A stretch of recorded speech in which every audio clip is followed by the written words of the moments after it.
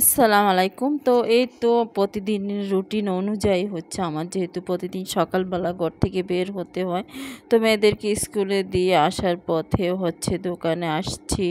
তো এখানে দাঁড়িয়ে আছি, মানে একটু ডেন্টালের কাছে যাব আর কি।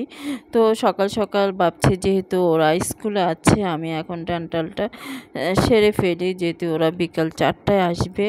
তো গেলাম, তো উনি চেক আপ করলো, করার পরে হচ্ছে মানে উনি বলছে বিকেলবেলা ওনার হচ্ছে ইমার্জেন্সি ডাক্তার আসবে ওনাকে দেখানোর জন্য। তো হচ্ছে আমি মানে ওনাকে দেখেই হচ্ছে বাসায় মানে চলে আসছি, যেহেতু বিকালবেলা আবার যেতে হবে। তো এই তো ওনাকে দেখে তারপরে হচ্ছে বাসায় চলে আসছি। এসে গোসল করে নামাজ পড়ে আবার হচ্ছে মেয়েদেরকে আনতে গেলাম। তো ওদের যে পাশে যে কম্পিউটার দোকানটা আছে, এখানে কিছু কাগজ কলম এমার্জেন্সি কিছু বা স্কুলের প্রয়োজনীয় সব কিছুই উনি রাখেন।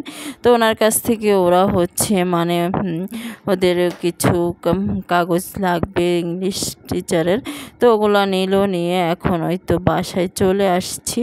তো এই তো বাসায় চলে এসে তারপর ওদেরকে খাবার দিয়ে ওদেরকে টিচারের কাছে বসিয়ে আমি আবার ডেন্টালের কাছে চলে যাব। তো এই পর্যন্ত। আল্লাহ